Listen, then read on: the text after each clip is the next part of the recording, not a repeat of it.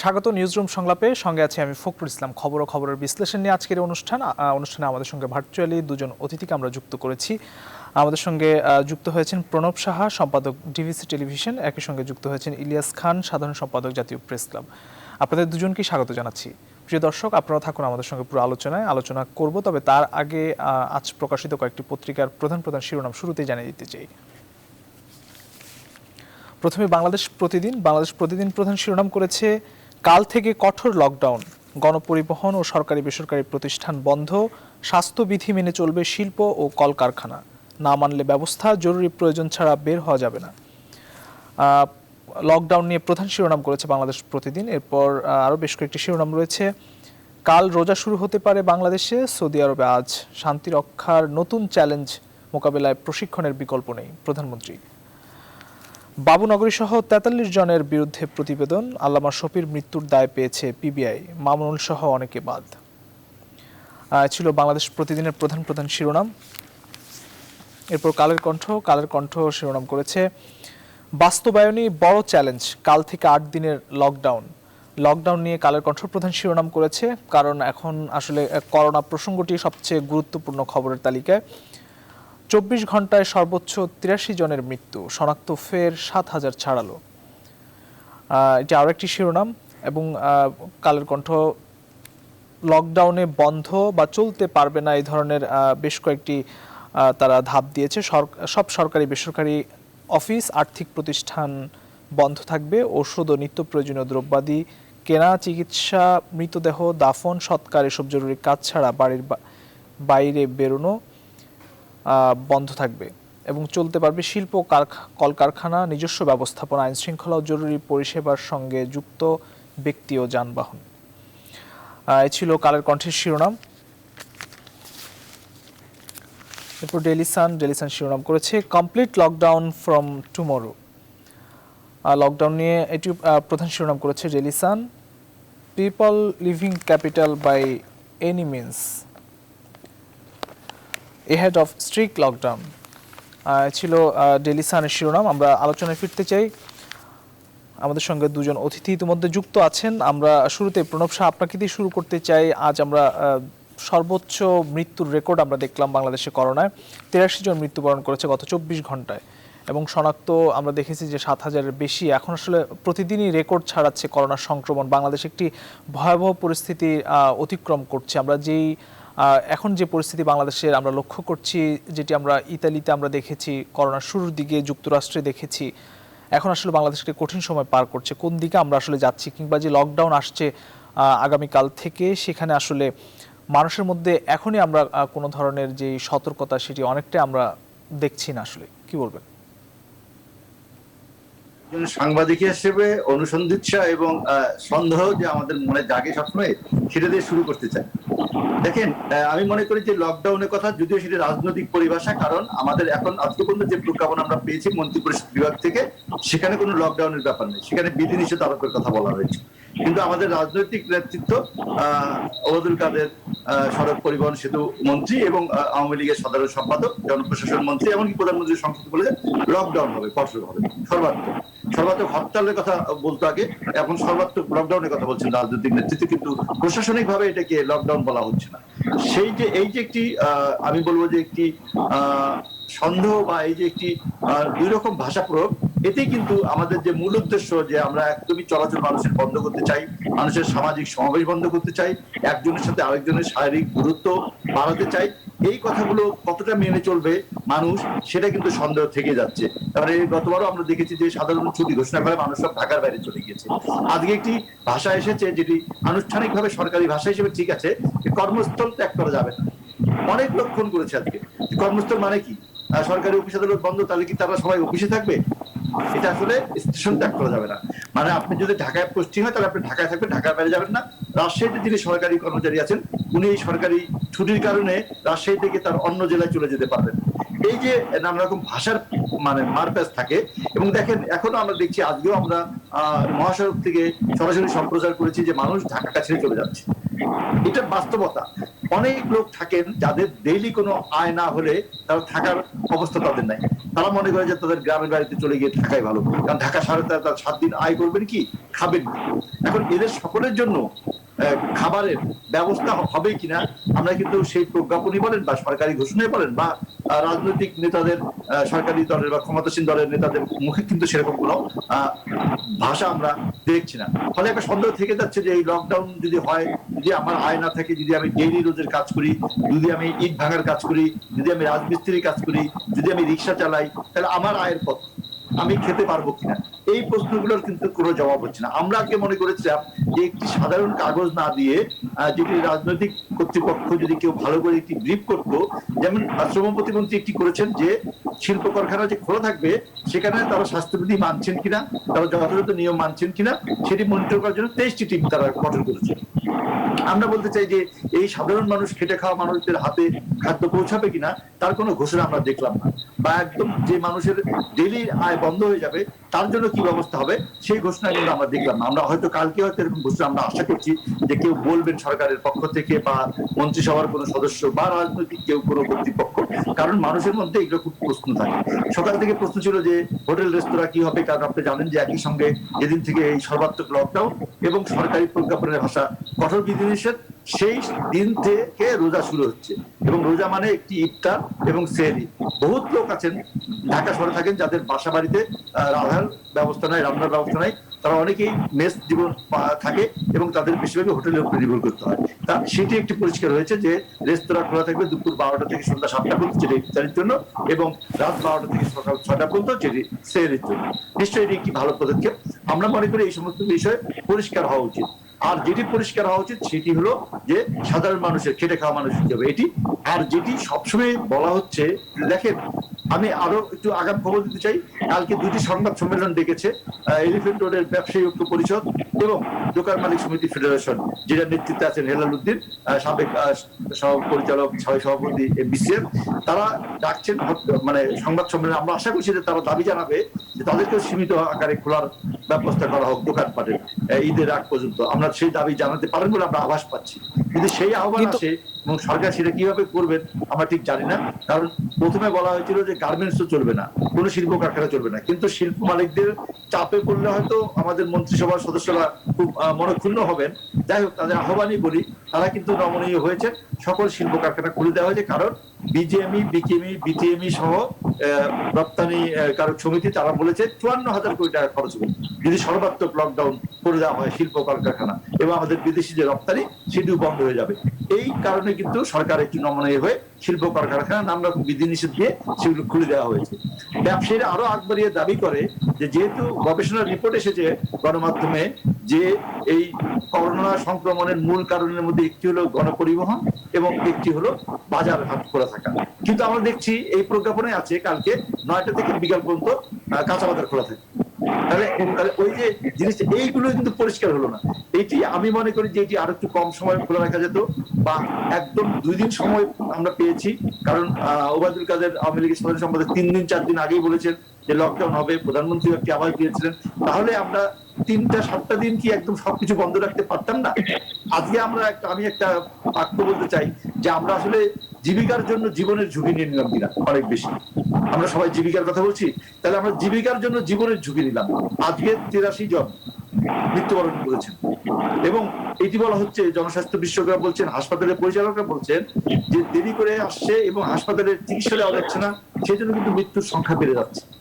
আমি চাই না, কিন্তু এটি হবে হয়তো যে আমরা অল্প দিনের মধ্যে হয়তো দৈনিক 100 মানুষের মৃত্যু দেখব, এবং সেই পরিসংখ্যান আমাদেরকে দিতে হবে, খবর আমাদেরকে পরিবেশন করতে হবে।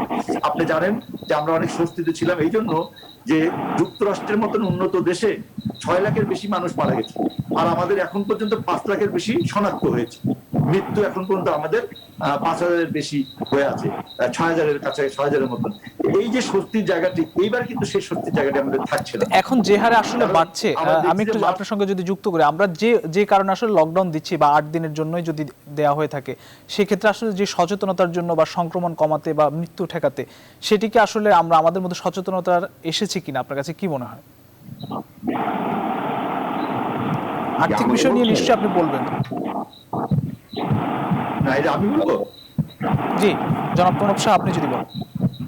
হ্যাঁ, সচেতনতা তো অবশ্যই আমার মাস্কের ক্ষেত্রে কিছুটা দেখছি যে অনেক মানুষ আগে থেকে বেশি মাস্ক করছে, কিন্তু যে সামাজিক দূরত্ব, শারীরিক দিক, এইটা আমি বড় বড় গত মার্চ মাস থেকে আমরা বলার চেষ্টা করছি, সামাজিক দূরত্বটাই আমাদের এখানে বোঝে না মানুষ, এটি খুব স্পষ্ট। কারণ পাশ্চাত্যের যে সোশ্যাল ডিস্টেন্সের যে বাংলা আমরা করলাম সামাজিক দূরত্ব, এটি মানুষ বুঝতে পারে না। আসলে এটি সকল গণমাধ্যম থেকে শুরু করে আমি সবার কাছে অনুরোধ করতে চাই, সবাই যদি আমরা শারীরিক দূরত্বের কথাটা বলি, যে একজন থেকে আরেকজনের দূরত্ব 5 ফুট বা 6 ফুট বা 4 ফুট হবে, এটি বেশি মানুষ বুঝতে পারে বলে আমার ধারণা। ফলে সামাজিক দূরত্বের কথাটাই যে আমরা গণমাধ্যমে বলে আসলাম, সেটির কিন্তু কোনো গুরুত্ব আমরা সাধারণ মানুষের হয়তো পেলাম না, আমরাও অনেক সময় সেটা মানতে পারছি না। ফলে এই শারীরিক দূরত্ব কথাটা বেশি করে প্রচার করা উচিত, এবং একজনের খুব কাছে না যাওয়ার যে বিষয়টি, আমরা হয়তো এক একজনের সাথে আরেকজনের হাত মেলানোটা বন্ধ করেছি। কিন্তু সচেতনতার কথা যদি বলেন, আজকেও আমি একাধিক মার্কেটে অনেক মানুষকে ভিড় করে গাদাগাদি করে কেনাকাটা করতে দেখেছি, এবং আপনি জানেন যে সরকারি কর্মকর্তা কিন্তু বৈশাখী বোনাসও পেয়েছে। অনেক মানুষের কিন্তু বেতন অর্ধেক হয়ে গেছে, অনেক মানুষ চাকরি হারিয়েছে, কিন্তু আমাদের সরকারি কর্মকর্তা, আমি তাদের প্রতি কোনো বিদ্বেষ পোষণ করছি না, কিন্তু তারা কিন্তু বৈশাখী ভাতা পেয়েছেন, তারা ঈদের ভাতা পাবেন এবং তাদের বেতন বোনাসের কোনো সমস্যা হবে না। কিন্তু বাংলাদেশের কোটি মানুষ আছে যাদের আয় কমে গেছে, হাজার লক্ষ মানুষ আছে যারা বেকার হয়ে জি, গেছে। এই বিষয়টি নিয়ে আপনার কাছে আমরা আরেকবার আসবো নিশ্চয়ই। আমরা একটু জনাব ইলিয়াস খান আপনার কাছে একটু আসতে চাই, যে যে অর্থে আসলে লকডাউন দেওয়া হয়েছে, আমরা গত প্রায় 3 সপ্তাহ ধরে আসলে আমরা দেখছি যে এই সংক্রমণের রেকর্ড কিংবা মৃত্যুর রেকর্ড ছাড়াচ্ছে, খুব ভয়াবহ একটি সময় পার করছে বাংলাদেশ।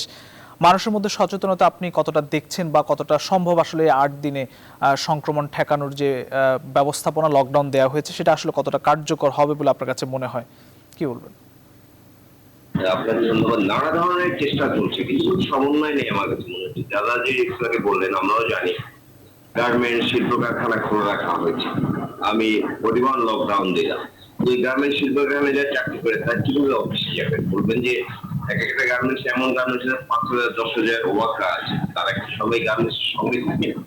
থাকতে পারে না। তো সমন্বয়টা আমরা দেখছি না। আসলে আমার যেটা মনে হয় যে কালকে কাজে বাজার খোলা থাকবে, হোটেল খোলা থাকবে, এবং কালকে আন্দোলন করবে যে নিউ মার্কেট সব বিভিন্ন মার্কেটে যারা দোকান রয়েছে, আমরা তারা কিন্তু বিরাট ক্ষতির সম্মুখীন হয়েছে। আমরা দেখেছি যে গত ঈদে তারা কোনো ব্যবসা করতে পারেনি, ব্যবসা চলেনি, এবং পয়লা বৈশাখে পাচ্ছেন না, ঈদেও একজন মানুষের সৃষ্টি হয়েছিল, তাদের কথা ভাবতে হবে। আমি একটা সোজা কথা বলি, দাদা নিশ্চয়ই আমার সাথে একমত হবেন, যে আমাদের দেশে একটা লকডাউন করা খুব টাফ। কারণ আমাদের দেশে কার আয় আছে কার নাই, কে বৃত্তিহীন, কে মধ্যবিত্ত, কে নিম্নবিত্ত, এগুলো কিন্তু লিস্ট নেই, কিন্তু কোনো তালিকা নেই। আমরা আমরা এখানে ধরে বলতে পারবো না। সে কারণে দেখা যায় বিভিন্ন ধরনের মানুষ রয়েছে যারা যারা উন্নত দেশগুলো, তাদেরকে নানা ধরনের সুবিধা দেওয়া হচ্ছে, কিন্তু আমাদের এখানে কিন্তু দেওয়া সম্ভব হচ্ছে না। দাদা যেটি বললেন, আমিও তার সাথে একমত যে জীবিকার জন্য আমাদের জীবন খুব বিপন্ন হয়ে যাচ্ছে। জীবিকাটা এখন খুব ইম্পর্টেন্ট। যেমন ধরুন একজন সাধারণ আয়ের মানুষ যে দিন আনে দিন খান, ঢাকা শহরে প্রচুর মানুষ রয়েছে, বিশেষ করে এই শহর কেন্দ্রে অনেক মানুষ রয়েছে যারা দিন আনে দিন খান, তাদের তাদের বিষয়টা চিন্তা করতে। অনেকের পক্ষে কিন্তু বেঁচে থাকা, এই খাওয়া দাওয়া করে চলাফেরা চাপ হবে। নাম্বার 2, আমরা দেখলাম কি মার্কেট খুলে দেওয়া হলো। নাম্বার 3, আপনি দেখুন যে রেস্তোরাঁ গুলো খুলে দেওয়া হচ্ছে, পবিত্র রমজান আসছে, ঠিক আছে, রেস্তোরাঁ গুলো খুলে দেওয়া হচ্ছে। সুতরাং আপনি কোথায় কন্ট্রোল করবেন, কোথায় নিয়ন্ত্রণ করবেন, কিভাবে নিয়ন্ত্রণ করবেন? আমি বলি, আমার মনে হয় সবচেয়ে বেশি এখন জরুরি যেটা যেটা প্রচার করা উচিত, যে মানুষের সচেতনতা সবচেয়ে বড় বিষয়। আজকে আসলে ঢাকায় ঘুরতে পেরে আমি কাজে গিয়েছিলাম। আমি আসায় যাওয়ার পথে দেখলাম যে অনেক লোকের আমরা এখন যতটুকু জেনেছি কোভিড-19 টিকা ভাইরাস সম্পর্কে, মানুষের সুরক্ষার একমাত্র রাস্তা হচ্ছে মাস্ক পরা এবং হাত হাত ভালো করে সাবান দেওয়া হয়। দুটি সচেতনতা যদি খুব ভালোভাবে করা যায়, তাহলে কিন্তু আমরা আমরা এটি অত্যন্ত ভালোভাবে মোকাবিলা করবো। কারণ গতবারে যখন শুরু হয়েছিল, তখন কিন্তু গত বছর আমি নিশ্চয়ই বলবো ইমিউনিটি গড়ে ওঠার কারণে হোক, যেভাবেই হোক, আমাদের কিন্তু ক্যাজুয়ালিটি রেট খুব কম ছিল। ওই যে কথাটা বলা হয়েছে একটু আগে, যে এখন 6,000 বোধহয় পৌঁছেনি, আমি যদি ভুল না জেনে থাকি, বা 6,000 কাছাকাছি মৃত্যুর। কিন্তু অনেক দেশে, Brazil, USA, England, Bharat, Russia, বিপুল সংখ্যক মানুষ কিন্তু মারা গিয়েছে, এবং ইউরোপের বিভিন্ন দেশে মারা গেছে। আমাদের কিন্তু খুব কঠিন। আমাদের অনেকে ধারণা করেছেন যে শীতকালতে গেলে আরো কমে আসবে করোনা, কিন্তু আসলে হয়নি। আমাদের এই 1 বছরের সুযোগ কিন্তু আমরা কাজে লাগে। আসলে দেখুন ইতিপূর্বে মাননীয় স্বাস্থ্যমন্ত্রী বলেছেন যে হাসপাতালে ন্যূনতম জায়গা নেই যেখানে একটা সিট পাবে, কিন্তু এর মধ্যে কিন্তু আমরা দুটো হাসপাতাল উধাও হতেও দেখছি। আপনি নিশ্চয়ই আমরা সেই খবরটি আমরা দেখছি, দুটি হাসপাতাল ঢাকায় উধাও হয়ে গেছে। একটি 2000 বেডের করা হয়েছিল 31 কোটি টাকা ব্যয়, সেটি এখন কোনো হদিস নেই। আরেকটি করা হয়েছিল যেখানে এই যে মহাখালীর পাশে সিটি কর্পোরেশনের মার্কেটে, সেখানে দোতলা হাসপাতাল করা হয়েছিল, সেই হাসপাতালের ব্যবহার করা হচ্ছে, এখন আবার 5 তলায় করা হচ্ছে। এই অব্যবস্থাপনা যে আছে, এগুলো আমরা কিভাবে মোকাবিলা করতে যাই। তারপর আরেকটি বিষয় আপনি লক্ষ্য করছেন নিশ্চয়ই, যে ওই আমরা যে কথাটা বলছি দিন আনের দিন খান যারা শ্রমিক যারা আছেন, এদের কিন্তু এদেরকে যে টাকা দেওয়া করা হয়েছিল, শ্রমিকের টাকা দেওয়ার জন্য ইউনিয়নদের বিরাট একটা অনুদান দেওয়া হয়েছিল, যে এটা দিয়ে শ্রমিকদের টাকা দেওয়া হবে, সেখানে কিন্তু 2000 কোটি টাকা ডিস্ট্রিবিউট করতে পারে কিন্তু দেখুন। এবং গত ভবিষ্যৎ থেকে সরকার একটি ভালো উদ্যোগ নিয়েছিল যে জড়িত জনগোষ্ঠীকে 2,500 করে টাকা দেবে, কিন্তু সরকারি দলের লোক এখানে এমন লুটপাট শুরু করেছিল, একজনের নাম 400 জায়গায় এসছে, যে কারণে সেটি কিন্তু ডিস্ট্রিবিউট করা যায়। সুতরাং আমাদের সব ভেবে সামনে এগোতে হবে, যে আমাদের এখানে যে ম্যানেজমেন্টের নানা প্রবলেম রয়েছে সেগুলো ভেবে এগোতে হবে। সবচেয়ে বড় দরকার, আমার জীবনটা আমার কাছে সবচেয়ে দামি, মানুষদের সচেতন হতে হবে। বাংলাদেশের মানুষের আইন না মানার একটা প্রবণতা আছে, এটা হচ্ছে সাইকোলজি বলছে, আইন কেউ মানছে না। যেমন হোন্ডায় আমি মোটরসাইকেল আমি হেলমেট পরতে চাই না, কিন্তু এটা আমার জীবন রক্ষাতেই হেলমেট পরা উচিত। পুলিশকে চার্জ করে, পুলিশকে ফোর্স করে পড়াতে হয়। এই হচ্ছে আমাদের মানসিকতা। এই সম্পর্ক, এই যে করোনা ভাইরাস সম্পর্ক, মানুষের সুরক্ষার জন্য যে মাস্কটা পরা দরকার, মাস্কটা এখন অনেক স্বল্প মূল্যে মাস্ক পাওয়া যায়, কাপড়ের মাস্কের বারবার ব্যবহার করা যাচ্ছে, আমরা তো করছি না। কিন্তু আমরা যখন সংকটে করছি, আমরা যখন রোগ বাঁধিয়ে বসছি, তখন কিন্তু আমরা বুঝতে পারছি যে কত জটিল রোগ। এখন তো এমন অবস্থা হয়েছে, আপনি কোথাও আইসিইউ পাবেন না, কোথাও বেড পাবেন না। আপনি জানেন যে গত দুদিনে আমাদের একজন সাংবাদিক, তিনি করোনায় জীবন দিয়েছেন, আমাদের জাতীয় প্রেসক্লাবের সাবেক সভাপতি ছিলেন, তিনি কিন্তু দুটো হাসপাতাল প্রথম খুলে কোনো সিট না পেয়ে পরে তিনি ভর্তি হয়েছেন। এই তার দ্বারা এই অবস্থা হচ্ছে, একজন সাধারণ মানুষ তার কোনো উপায় থাকবে না যে কোথায় যাবে, কি হবে।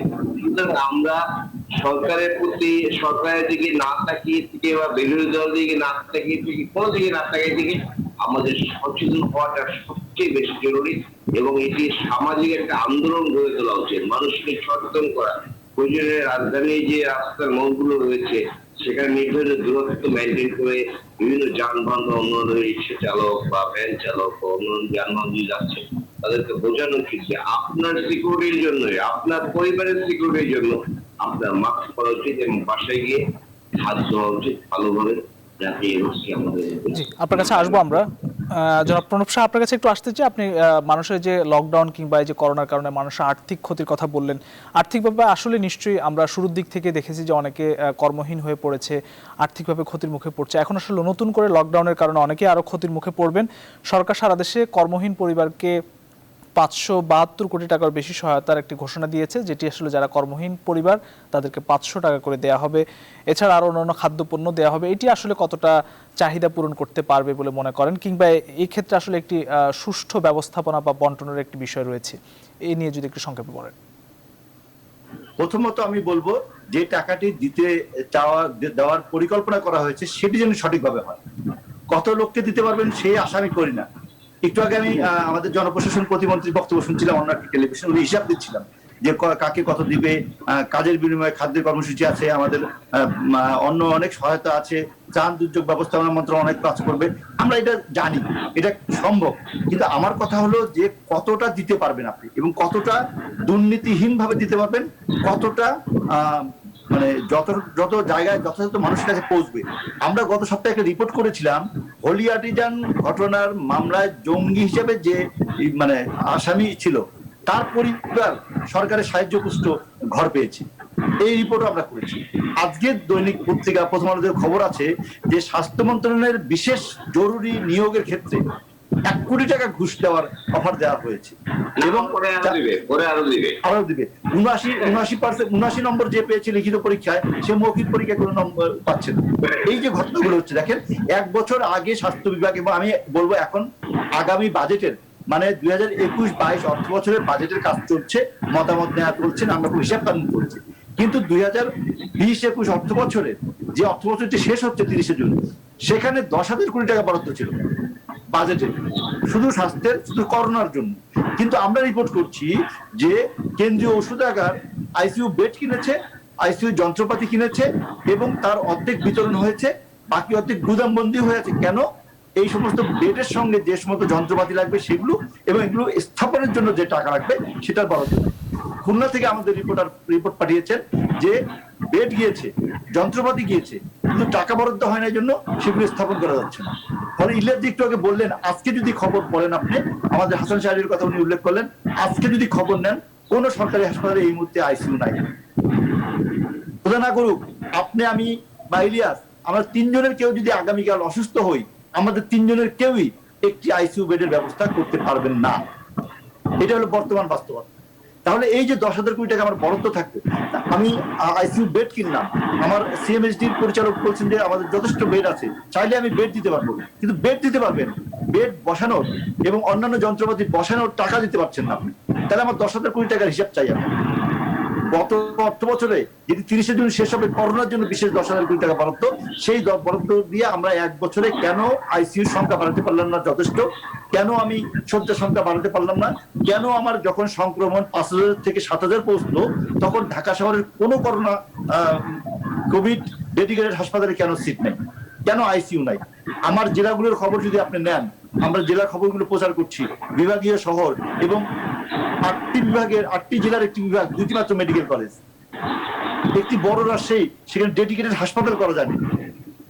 এই যে ব্যবস্থাগুলো আমরা সমালোচনা করতে চাই না, কিন্তু 1 বছর তো সময় পেয়েছিলাম। গত বছর মার্চ এপ্রিলে আমাদের 10 জন মারা গেলে আমরা আজকে উঠতাম, যেদিন 34 জন মারা গিয়েছিল আমরা আজকে উঠেছি, যেদিন 64 জন সর্বোচ্চ খবর দিয়েছিলাম জুন বা জুলাই মাসে, সেদিন মনে হয়েছিল আমাদের সব শেষ। আজকে আমরা 83 জনের মৃত্যুর খবর সহ্য করছি সবাই, আমরা 7,200 শনাক্তের খবর সহ্য করছি। আমরা সহ্য করছি কি? প্রতিদিন দেখাচ্ছি যে আমাদের রোগীরা আসছে, হাসপাতালে ভর্তি হতে পারছে না, শয্যা পাচ্ছে না, আমরা সেটা সহ্য করছি। আমরা ডাক্তারদের নিরাপত্তার কথাই বলি না এখন। আমরা কোভিড হাসপাতালে যারা ডিউটি দেয়, 500 বেডের হাসপাতালে যে 650 রোগী আছে, তাদেরকে যে ম্যানেজ করছে আমাদের নার্স বোনেরা, নার্স ভাইরা, আমার ডাক্তার ভাইরা, তাদের নিরাপত্তার কথা বলতে আমরা তুলছি না এখন। এখন কি আসলে ব্যবস্থাপনার জায়গা আমাদের মধ্যে কি শিথিলতা চলে আসছে কিনা, বা আমরা প্রথম দিকে যে একটি উদ্যোগ দেখেছি এখন কি সেরকম দেখছেন কিনা যে চিকিৎসা ব্যবস্থা? শিথিলতা না, বাংলা একটা কথা আছে না যে অল্প শোকে কাতর, অধিক শোকে পাথর। কিন্তু আমাদের পাথরের থেকেও আমরা আরো বেশি কঠিন হয়ে গেছি। যে 7,200, আমি তো বললাম হয়তো এটা আমাদেরকে সান্ত্বনা যে 6 লক্ষর বেশি লোক মারা গেছে যুক্তরাষ্ট্রে, আর আমাদের শনাক্তের সংখ্যা 6 লক্ষ বেশি। তার মানে কি আমরা অনেক ভালো অবস্থায় আছি। যদিও জনসংখ্যার বিচারে ওদের 30 কোটি, আমাদের 18 কোটি, তাহলে তো অর্ধেক হতে হবে, কিন্তু তার থেকে আমরা অনেক ভালো আছি। আমরা যদি সতর্ক না থাকি সামনের দিনে আসলে কোন দিকে যাব সেটি তো আমরা কেউই বলতে পারছি না। আগামী 2 দিন 4 দিনের মধ্যে যদি আপনি 100 লোকের মৃত্যু দেখেন, তাহলে তো বাংলাদেশের মানুষকে মেনে নিতে হবে। যদি আপনি দেখেন 10,000 শনাক্ত হয়েছে প্রতিদিন, তাহলে তো আপনাকে মেনে নিতে হবে, কারণ আপনি তো কিছু করতে পারবেন না। কারণ আমি তো বলছি এখন আমরা জীবিকার জন্য জীবনের ঝুঁকি নিয়ে নিয়েছি, আমরা সবকিছু বন্ধ করে দিচ্ছি, কিন্তু ফেরিতে যত গাড়ি উঠছে তার থেকে পায়ে হাঁটা মানুষ বেশি উঠছে, কারণ সে চলে যেতে চায়। এই চলে যাওয়ার জন্য তাকে দোষ দেওয়া যাবে না, কারণ সে মনে করে একজন রিক্সাওয়ালা যে 2 মাসের জন্য এসেছিল যে কামাই কিছু করে চলে যাবে, সে এখন চলে যাচ্ছে, কারণ কালকে থেকে তো রিক্সা চলবে না, আর পরশু থেকে তো রিক্সা চলবে না, পরশু থেকে ভ্যান চলবে না, পরশু থেকে সিএনজি অটো রিক্সা চলবে না, পরশু থেকে বাস চলবে না। তাহলে এই বাসের কন্ট্রাক্টর হেল্পার তারা কি করবে? এখানে আমি যদি আবার বলি যে বাসের মালিকরা প্রতিটা বাসের থেকে কল্যাণ তহবিলে চাঁদা নেয়। আমরা গতবার একজনকে বলেছিলাম, একজন নেতা আমার উপর খুব চটে গিয়েছিলেন, আমি বলেছিলাম যে আপনারা 20 টাকা করে যে প্রতি গাড়িতে প্রতি টিপে নেন, সেখান থেকে শ্রমিকদেরকে কত টাকা আপনারা কল্যাণের সাহায্য করলেন এই করোনা কালে, তার একটা হিসাব জানত। উনি আমাদেরকে হলুদ সাংবাদিকতা বলে গালি দিতেন। এই অবস্থা। এবং আজকেও কালকেও দেখবেন যখন আমাদের শিল্প কলকারখানার মালিকরা বলছেন বিজিএমই, আমরা তাদেরকে ধন্যবাদ দিই যে তারা আমাদের অর্থনীতির একটা মূল চাকা, এবং সেই চাকা গরিবদের, যে মা বোনেরা কষ্ট করে তাদের শ্রমের টাকা মূলত। তারা বলছেন 54,000 কোটি টাকা খরচ হবে, কিন্তু তারা গত 20 বছর যে লাভ করলেন, 20 বছর যে ব্যবসা করলেন তারা বলছেন যে আমরা খোলা রাখবো, কিন্তু ঈদের বোনাস দেওয়ার জন্য, ঈদের বেতন দেওয়ার জন্য আমাদের প্রণোদনা দিতাম। এবং কি সুন্দর, যত বেশি বড় লোক তারা প্রণোদনা তত সহজে পেল। আর আমার ক্ষুদ্র কুটির শিল্প, আমাদের ক্ষুদ্র মাঝারি উদ্যোক্তা, সে ব্যাংক লোন পায় না, কারণ তার ব্যাংকের হিসাব ঠিক নাই। যে দোকানদারের 10টি কর্মচারী আছে, তার বেতন কোত্থেকে দিবে সে? তার কিন্তু প্রণোদনার ব্যবস্থা খুব ভালো হয়নি। আপনি এও জানেন এসএমই খাতে যে প্রণোদনা সেটি মাত্র অর্ধেক বিতরণ হয়েছে, আর বড় খাতের যে প্রণোদনা সেটি 90% বিতরণ হয়েছে। তার মানে যত বেশি বড় লোক তত বেশি প্রণোদনার টাকা ওনারা নিয়েছেন। জি, আপনার কাছে আসবো আমরা। ব্যবসায়ী উদ্যোক্তা সে কত কম টাকা পেয়েছে। সেজন্য গরিবদের তো মৃত্যুই হলো অবধারিত ব্যাপার। সেজন্য আমি বলছি বারবার, আমরা জীবিকার জন্য জীবনের ঝুঁকি নিয়েছি। যে মানুষটি হয়তো কম রোজগার করে কম খাবে, তার ইমিউনিটি কম হবে, সে বেশি আক্রান্ত হবে, শনাক্ত হবে। যদিও আমরা দেখছি হয়তো সৃষ্টিকর্তা আমাদেরকে বাঁচিয়ে রাখছে, যে আমাদের নিম্ন আয়ের মানুষ, আমার বস্তিবাসী, আমাদের রিক্সাওয়ালা, আমাদের ভ্যান চালক, আমার দৈনিক যারা মজুরিতে কাজ করেন, আমার যে লোকটা নবাবপুরের রাস্তায় বসে থাকে সকালবেলা একটি কাজ পাওয়ার জন্য একটি হাতিয়ার নিয়ে, তারা হয়তো বেঁচে আছে কোনো একটা দয়াল। হয়তো আমরা সেই সৃষ্টিকর্তার উপরে ভরসা করেই এই ঝুঁকিটা নিয়েছি। আমি জানি না, এই গতবার আমরা একটা সংখ্যা দেখেছিলাম, এইবার আমাদের 2 মাস 3 মাস আগামী জুন জুলাই পর্যন্ত যদি এটা টিকে ওঠে, তখন পর্যন্ত প্রতিদিনের মৃত্যুর গড় কত হবে সেটা দ্বারা আমরা এখন বলতে পারবো। জি, আপনার কাছে আসবো আমরা। জনাব ইলিয়াস খান, আসলে জীবিকার জন্য যে জীবনের ঝুঁকি নিয়ে আসলে আমরা কতটা জীবন বাঁচবে বা জীবিকা আসলে কতটা নিশ্চিত হচ্ছে, এছাড়া আমরা করোনার শুরুর দিকে আমরা যেমনটা দেখেছিলাম যে বিত্তশালী যারা রয়েছেন তারা নিম্ন মধ্যবিত্ত বা মধ্যবিত্ত সাহায্যে এগিয়ে এসছেন। এখন যে লকডাউন শুরু হয়েছে এক্ষেত্রে আসলে এই সময়টাতে এগিয়ে আসা একটু জরুরি, আপনি কি মনে করেন? করোনা শুরু হয়েছে, মানুষের মধ্যে সহানুভূতি সহমর্মিতা ছিল। আমরা ঢাকায় অনেক দেখেছি বিভিন্ন প্রতিষ্ঠানের মাধ্যমে যারা প্রতিষ্ঠানের কর্মচারী কর্মকর্তা আছে তাদেরকে দেওয়া হচ্ছে, বিত্তহীন মানুষদেরকে মানুষ খুঁজে খুঁজে ত্রাণ দিয়েছেন। এমন অনেক গরিব মানুষ এত ত্রাণ অনেক বেশি ত্রাণ পেয়েছে। এবার কিন্তু আর সেই ফিলিংটা নাই, সেই ফিলিংটা ফিরে আসতে পারেন। সংকট কিন্তু আমাদের দূরে যায়নি, সংকট কিন্তু আমাদের কেটে যায়নি। এই যে আমাদের খেটে খাওয়া মানুষ, বিশেষ করে যারা দিন আনে দিন খায়, তাদের দিকে কিন্তু আমাদের খুব ভালো করে দেখতে। গতবার কিন্তু অনেক সাধারণ মানুষ যার সামান্য সামর্থ্য তিনিও একজনকে হেল্প করার চেষ্টা করেছেন, বিত্তবানদের চেষ্টা করেছিলেন। এবার সেই প্রবণতা দিচ্ছেন। যেমন গ্রামের কথা ধরি বা শহরের কথাই ধরি, যা ধরুন একটি মাছ 1 টাকা দাম আছে, মাসে 30 দিন দিলে একটি মাছ নতুন করে পাওয়া সম্ভব। সেক্ষেত্রে বিত্তবান যারা রয়েছেন তারা কিন্তু মানুষকে মাছ দিতে পারে, মানুষকে খাদ্য সহায়তা দিতে পারে, মানুষকে ঔষধ সহায়তা দিতে পারে। এগুলি যদি করে আমরা পরস্পরের জন্য দাঁড়াই, তাহলে কিন্তু আমাদের জন্য কিন্তু মঙ্গল হয়ে একটা এই মহামারী তো কোনো ব্যক্তিকে চিনছে না। ধনী লোকেরা হচ্ছে, যেমন ধনী লোক আক্রান্ত হচ্ছে, গরিব মানুষরা আক্রান্ত হচ্ছে। ধনী লোক চিকিৎসা পাচ্ছে, গরিব লোক অনেক জায়গায় চিকিৎসা পাচ্ছে। বিশেষ করে বেসরকারি হাসপাতালগুলোতে যে ধরনের ব্যয় হয় একজনের চিকিৎসা করাতে, অনেক লোক সেই চিকিৎসা করানোর। সবচেয়ে বিপজ্জনক বিষয় হচ্ছে, আপনি লক্ষ্য করবেন, প্রথম যে লকডাউন ঘোষণা করা হয় 3 দিন আগে ঘোষণা দেওয়া হয়েছিল যে 5 তারিখ বা 6 তারিখ শুরু হয়েছে। 3 দিন আগে ঘোষণা দেওয়ার কারণে অনেক মানুষ কিন্তু শহর ছেড়ে বাড়ি চলে গেছে, এবং শহরের মানুষ কিন্তু বেশি করোনা, তারা এই রোগটা এই মহামারীতে গ্রামেও ব্যাপকভাবে ছড়িয়ে পড়ে গেলে সেই আশঙ্কা করছে। কারণ গ্রামে যে মানুষ, আমি সম্প্রতি গ্রামে গেছিলাম, বাজারে আমার মাস্ক করে গেছিল, অনেকে তাকিয়েছিলেন যে উনি থেকে আসছে, ঢাকা থেকে আসছে অন্য কিছু। আমি যে মাস্ক করে তাকিয়ে থেকেছি, অন্য কোনো মানুষ কিন্তু মাস্ক করতেছে না। এখন যে অনেক লোক গ্রামে গিয়েছে, একটু আগে যে বলা হলো যে ফেরিতে গাড়ির যে পায়ে হাঁটা বা হাঁটা লোক বেশি যাচ্ছে, আসলেই তাই। বিপুল সংখ্যক মানুষ কিন্তু ঢাকা ত্যাগ করেছে, বিশেষ করে দক্ষিণাঞ্চলে যাদের বাড়ি, অনেকে লঞ্চ করে, যেখানে লঞ্চে 1000 সিট, সেখানে 5000 লোক বাড়িতে গেছে। এর ফলে কিন্তু গ্রামে রোগ ছড়িয়ে পড়ে একটা আশঙ্কা রয়েছে। সেক্ষেত্রে আমি যে কথাটা বারবার বলি, আবারও বলি, আমাদের কিন্তু নিয়ম মেনে চলবে, সামান্য নিয়ম মেনে চললে অনেক প্রোটেকশন দিতে পারে। কারণ এখন যে অবস্থা দাঁড়িয়েছে, বাংলাদেশে তো বিশেষ করে সবার চিকিৎসা করার জন্য ঢাকায় আসে, যাদের ন্যূনতম সামর্থ্য থেকে গ্রামের মানুষ, সেই ঢাকায় কিন্তু কোথাও কোনো আইসিইউ বা কোথাও আপনার যে অক্সিজেন সহায়তা করবে কোনো কিছু নাই। এই যে অক্সিজেন সিলিন্ডার দাম অনেক বেড়ে গেছে। বাংলাদেশের মানুষ, বিশেষ কিছু ব্যবসায়ী এমন যে মহামারীকালেও তারা কিভাবে ব্যবসা থাকবে সেই চেষ্টা কিন্তু তারা করেন। এক টাকা জিনিস 3 টাকা করে বাংলাদেশ সেটি এখন চলছে। তো এটি না করে সবার মানবিক একটা মানবিক হৃদয় নিয়ে পরস্পরের সহযোগিতা আসুক, আমরা করোনা মোকাবেলা করি যতটা সম্ভব। আমাদের সামর্থ্য সীমিত, আমরা জানি। সেই সীমিত সামর্থ্যের মধ্যে কে কিভাবে বেঁচে থাকবো সেই চেষ্টা আমরা করি এবং সেটা পরস্পর সহযোগিতা করি। আমরা মাস্ক ধুই, হাত ধুই এবং ন্যূনতম দূরত্ব মেনটেন করি। এই ঢাকায় আপনি দেখবেন যে প্রয়োজন নাই তারপর অনেক মানুষ বাইরে ঘুরছে, প্রয়োজন নাই খুব কাছে দাঁড়িয়ে কথা বলছে, প্রয়োজন নাই চার দোকানের একজন অনেক মানুষ।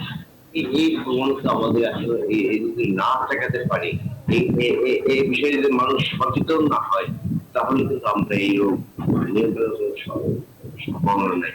এবং যে কথা বলা হলো যে এখন যেভাবে মৃত্যুর হার বাড়ছে, শনাক্তের হার বাড়ছে, এর পিকে উঠলে যে কত হতে পারে এটা আমরা কিন্তু ধারণা করতে পারছি। এই দাদা আছেন আমাদের অনেক প্রিয়জনের মধ্যে মারা গেছে, ভাই বন্ধু শরীর সিনিয়র ভাই অনেকে খুব কাছের লোক অনেক মারা গেছে এবং অনেকে হাসপাতাল আছে এখনো জানে তাদের বাসার চিকিৎসা হচ্ছে।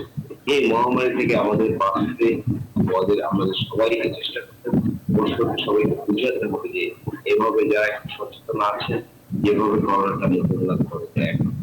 মাস্কটা হাতের যে ব্যবহার যে জিনিস সেটি খুব বেশি দামি না। মানুষ যদি একটু সচেতন হয়, এই যদি জীবনটা তো বাঁচাতে হবে তারপর সবকিছু সেই জীবনে যদি না বাঁচে তাহলে আমার জি, আপনার কাছে আমরা আসবো। আমরা একদম শেষ পর্যায়ে জনাব ইলিয়াস খান, আমরা একটু প্রণব শাহ আপনাকে একটু শুনে আসতে চাই 2 মিনিটের জন্য যে করোনার দ্বিতীয় ডোজ এরই মধ্যে 5 লাখের বেশি মানুষ নিয়েছে। আমাদের যে কাঙ্ক্ষিত যে চালান সেটি এখনো পুরোপুরি আসেনি। আমাদের সেই ক্ষেত্রে একটু সংকট তো নিশ্চয়ই রয়েছে। নতুন কোনো জায়গা থেকে টিকা আনার বিষয় ভাবা উচিত কিনা, কি মনে হয় আপনার কাছে? আমরা গণমাধ্যমে দেখেছি যে আপনারা জানেন যে চীন এবং রাশিয়ার সাথে একটা যোগাযোগের চেষ্টা করা হচ্ছে সরকারের পক্ষ থেকে, যাতে সেখান থেকে পাওয়া যায়। এবং ভারতের সাথে আমাদের যে 1 কোটি পাওয়ার কথা সেটাও কিন্তু আমরা এখন চেষ্টা করে যাচ্ছি। আমরা আশা করছি যে নিশ্চয়ই সরকার এই ক্ষেত্রে সফল হবে এবং রাশিয়া বা চীনের টিকাও আমরা পাবো কিনা সে ব্যাপারে আমরা আশাবাদী হতে চাই। কারণ এই সরকার কিন্তু দেখিয়ে দিয়েছে পৃথিবীর অনেক কয়েকটি হাতে গোনা দেশ যখন টিকা হাতে পেয়েছে তখন কিন্তু আমরা টিকা নিতে পেরেছিলাম এবং সেটা ফেব্রুয়ারি মাসের দিকেই আমরা প্রথম ডোজের টিকা সবাই পেয়ে গিয়েছিলাম, যারা অনেকেই পেয়ে গেছে। তখন কিন্তু অনেক উন্নত দেশও কিন্তু কানাডার মতো দেশও কিন্তু তখন টিকা পায়নি। ফলে এটি একটি সাফল্য ছিল সরকারের। নিশ্চয়ই সেগুলো তারা দেশবাসীর প্রশংসা পেয়েছে, অভিনন্দন পেয়েছে। এখনো যারা যেদিন দ্বিতীয় ডোজ দিচ্ছে তারা সবাই কিন্তু সরকারের প্রশংসা করছে, ব্যবস্থাপনার প্রশংসা করছি আমরা। এবং সরকার যে এত দ্রুত সময়ের মধ্যে টিকা আনতে পেরেছে এবং দ্বিতীয় ডোজও আমরা দিতে পারছি। অনেক মানুষ আজকে আপনি বলেন যে 5 লক্ষ বেশি টিকা ডোজ দেওয়া হয়ে গেছে, হয়তো আমাদের ঠিকই 40 লক্ষ মানুষও হয়তো টিকা দিয়ে দিতে পারবে টিকা দ্বিতীয় ডোজ। এবং এটি খুব বেশি নির্দিষ্ট গবেষণা না হলেও কিন্তু একটা আভাস পাওয়া যাচ্ছে যে যাদের প্রথম ডোজের টিকা ছিল তারা আক্রান্ত হওয়া সত্ত্বেও তাদের ক্রিটিক্যাল যে মুমূর্ষু অবস্থা কিন্তু কম হয়েছে। সেক্ষেত্রে ডাবল ডোজ যাদের পূর্ণ হবে তাদের ক্ষেত্রে যদি আমরা দেখি যে অনেক বেশি আক্রান্তের সংখ্যা কম, তখন কিন্তু আমরা আরেকটা স্বস্তি পাবো। এখন আমরা দেখছি যে অনেক মানুষ কিন্তু টিকা নিতে আগ্রহ হচ্ছে, যেটা প্রথম দিকে একটি অপপ্রচারের মাধ্যমে এটিকে একটু ব্যাহত করার চেষ্টা করা হয়েছিল কোনো কোনো মহল থেকে, সেটি একটি কেটে গেছে। নিশ্চয়ই সরকার সফল হবে যে আরো 2টি দেশ বিশেষ করে চায়না এবং রাশিয়া থেকে করোনার টিকা আনার জন্য, এবং ভারতের নয়, এটি আসলে মডার্নিক অ্যাস্ট্রাজেনেকার যে টিকা সেটি ভারতে উৎপাদন হচ্ছে, সেই টিকাও আমরা পাবো আরো বেশি, সেটা আমরা আশা করি। এবং সরকার এই ক্ষেত্রে সাফল্য এবং সরকারকে আমরা এই ক্ষেত্রে ধন্যবাদ জানাতে চাই। তবে আমি আবারও বলতে চাই যে প্রণোদনা এবং যে আর্থিক সাহায্য সেটাতে যেন কোনো 9-6 না হয়। ইতিমধ্যে 64 জন সচিবকে দায়িত্ব দেওয়া হয়েছে 64টা জেলাতে। আমরা চাই এই যে কোনো রকম অভিযোগ আমরা না শুনি। জি, অসংখ্য ধন্যবাদ জনাব ইলিয়াস খান। আমাদের যে বিষয়টি বললেন জনাব প্রণব সাহা যে আমাদের আইসিইউ সেবা এখন একেবারেই মিলছে না, কিন্তু আমি যদি বলি যে চিকিৎসার জন্য যে ভর্তি হওয়াটাও এখন আসলে কোনো সিটও পাওয়া যাচ্ছে না এখন হাসপাতালগুলোতে, কি বলবেন এই জায়গায় সংকটের ক্ষেত্রে? এটি বিরাট সংকট। সরকার যে কথাটা আগেই বলেছিল, এই অবস্থায় ব্যবস্থাপনা যে ঠিক নেই তার প্রমাণ হচ্ছে 2টি হাসপাতাল উধাও হয়ে গেছে। সুতরাং অতীতে যা ভুল হয়েছে সেগুলো না দেখে আমরা এখন এই রোগ কিভাবে মোকাবিলা করতে পারি, যেমন একটা ব্যাপক সচেতনতা সৃষ্টি করলে অনেক কিন্তু এখন ম্যাক্সিমাম মানুষ কিন্তু ঘরে বসে চিকিৎসা করছে। মানুষের মধ্যে একটা ন্যূনতম সচেতনতা আসছে। আমাদের ডাক্তার সাহেব বা টেলিমেডিসিন বিভিন্ন প্রেসক্রাইব করা হচ্ছে যে আপনি এটা করেন, এটা খান, এটা খেলে আপনার প্রবলেম হয়। তো আনফরচুনেটলি আমাদের হার কিন্তু এখন অনেক বেশি দেখা যাচ্ছে। নতুন ভেরিয়েন্ট আমাদেরকে আক্রমণ করে সাউথ আফ্রিকার ভেরিয়েন্টের মধ্যে 81% বাংলাদেশের মানুষ আপনার এটি কিন্তু একদম সুতরাং নতুন কোনো ভেরিয়েন্ট বা বাইরে আমাদের বিমানগুলো বন্ধ করে দেওয়া হচ্ছে, আন্তর্জাতিক ফ্লাইট বোধহয় বন্ধ হয়েছে।